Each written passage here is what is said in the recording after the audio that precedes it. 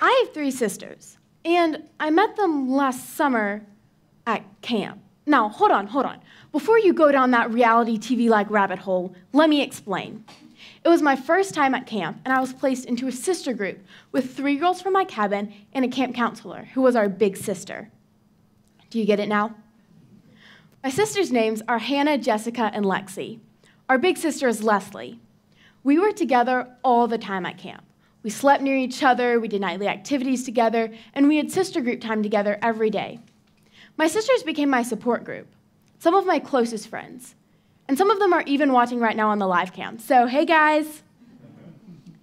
In the beginning, I was well aware of the fact that my sisters were super different than I was. We ran in different social groups, and we were interested in different things. To put it simply, we were different, so I thought I couldn't love them as much. It took me some time to realize that there was so much more to these girls than I initially saw. Hannah was a real-life Energizer bunny who would go out of her way to make someone feel welcomed. We decided that my other sister, Lexi, would become a counselor when she's older because she would always invite us to sit on her bed and talk about life.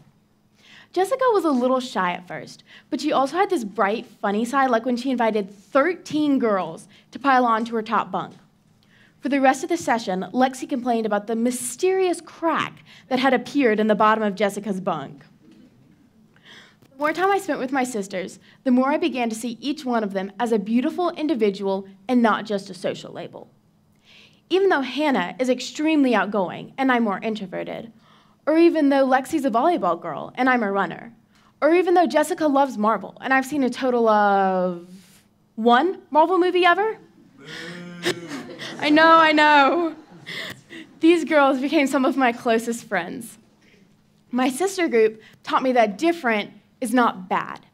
Yes, we had different backgrounds and interests and social circles, but recognizing our differences stretched me to see value in people, even people that are different than me.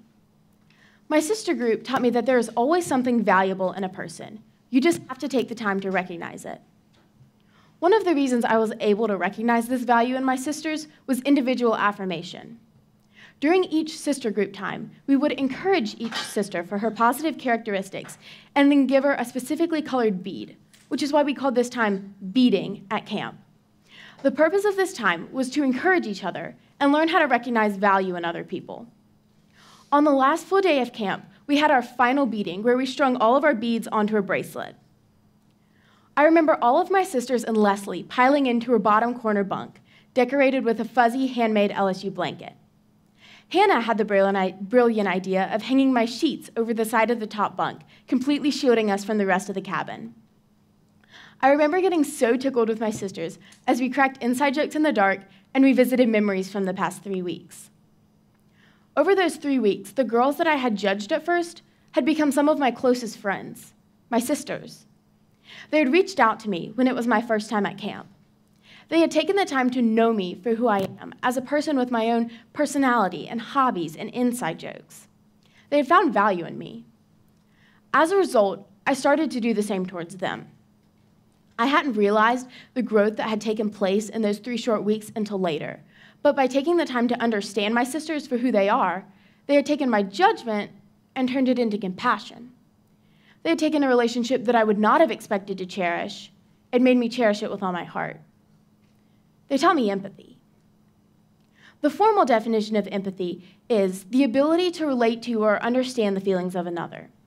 Now, many of you probably already know this definition, but personally, even though I know what empathy is, I can be a pretty unempathetic person at times. I judge people too quickly, based on their appearance, their friends, and what limited knowledge I have of them. I think this is because I don't fully grasp what empathy is. At a textbook definition, yes, empathy is being able to relate to someone else's emotions. On a deeper level, though, empathy is accepting someone because I understand that they are a human, that they have a personality and dreams and hobbies and interests and needs, something that I have also. All too often, I don't take the time to recognize the similarity. I have a tendency to focus on biased social labels that I create without even knowing the person. If only I took the time to look past these instant assumptions, I would see beautiful and complex individuals where earlier I had only seen social labels. Quite simply, I need to get to know people better. This will grow empathy. I've seen relationships being made and barriers being overcome in places like church and camp because I've taken the time to get to know someone different than me, someone I may even consider weird. One of the things I've noticed about why empathy forms in these situations is because of time spent with smaller groups of people. These small groups allow members to get to know one another on a personal level, and once this happens, we begin to see each other more as people and less of as social labels. Quite simply, small groups increase members' empathy towards each other. To show you what I mean, I'd like all of you to pull out your name tag. Under the part that says "Ask Me About," there's a word that describes you or your hobbies. My word is runner. Now, I want each of you to find someone around you, preferably someone you don't know. Share your word with them along with a brief explanation. And if there's time, go ahead and spark up a conversation. All right, guys, go ahead. Start talking.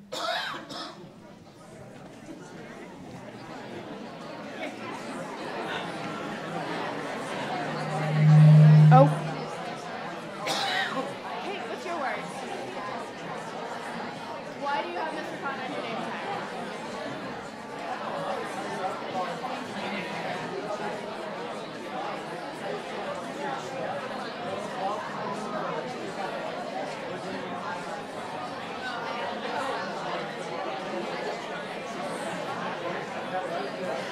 Okay, everyone, please start wrapping up your conversations.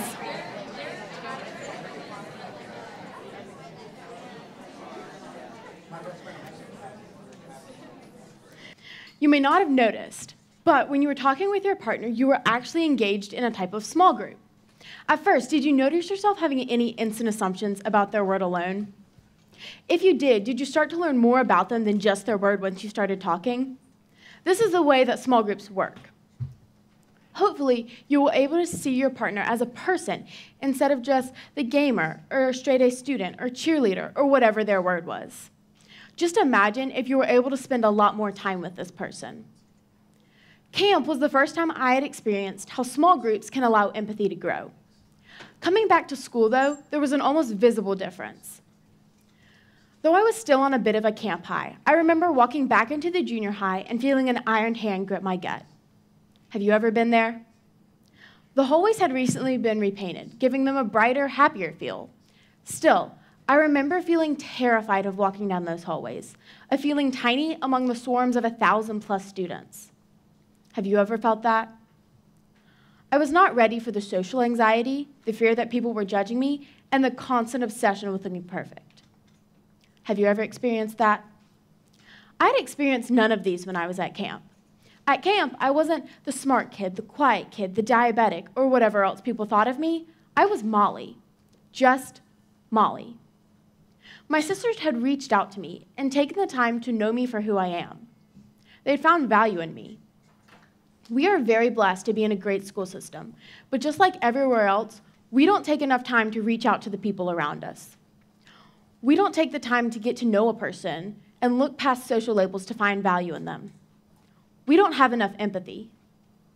We tend to create a mental picture of exactly who someone is, where they fit into the social system, and why we can't reach out to them. All of this without actually knowing who they are. But what if? What if we took the time to get to know a person instead of immediately judging them? How much more empathetic would this make our world? If we want to increase empathy, students need to get to know one another. One way to do this might be to place them into core groups, similar to sister groups from camp. Each student could be placed into a core group with 3 or 4 other randomly picked students. Because these groups are random, they will consist of kids from all walks of life and social circles in them. By placing kids who might not normally hang out together in the same small group, we will be discouraging stereotypes and encouraging empathy across so-called social borders. When students get to know one another, the social labels they had imagined earlier will be replaced by an actual understanding of each other. Now, core group members may not hang out together outside of school, but by asking them to be in a group together, we will be creating an empathetic atmosphere in our schools where kids can both give and receive acceptance. Core group members will have the same homeroom and lunch period, which will encourage them to spend time together. They will also be asked to sit together during pep rallies and school events. However, most core group time will come from specific times set aside each week for core group members to begin to get to know one another.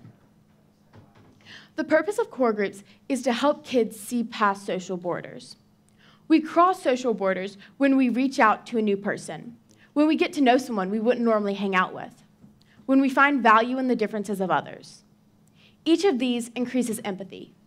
If students can begin to exercise their empathy muscles with their core groups, it will prepare them to be more empathetic with other students. Research has even showed that empathy is contagious. People are more likely to feel and act empathetic if the people around them are also empathetic.